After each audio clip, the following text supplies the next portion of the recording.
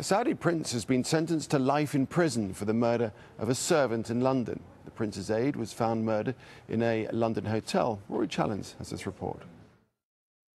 No one in the UK is above the law, the judge told Prince Saud Abdulaziz bin Nasser Al Saud. It would be wrong of me, he said, to sentence you any more leniently or any more severely just because you are a member of the Saudi royal family.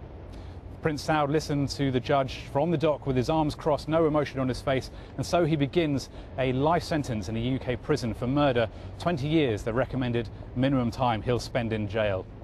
It was on February the 15th that the body of Bandar Abdulaziz was found in a hotel room in a five-star luxury hotel in London. He'd been beaten and strangled to death. He was the Saudi prince's servant.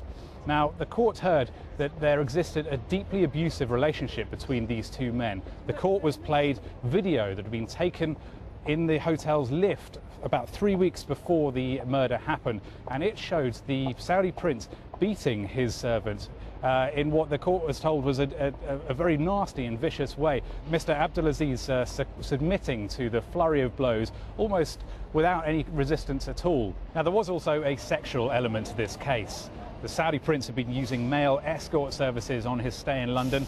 The victim had bite marks to both cheeks, and the two of them had been out for a Valentine's meal on the evening of the murder. Now, the prosecution said that the murder was taken in a kind of sexual fury.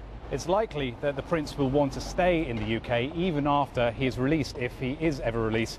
That's because in Saudi Arabia, homosexuality is a capital offence, and he'll probably want to stay in a country where that is not the case. Rory Challens, Al Jazeera, the Old Bailey in London.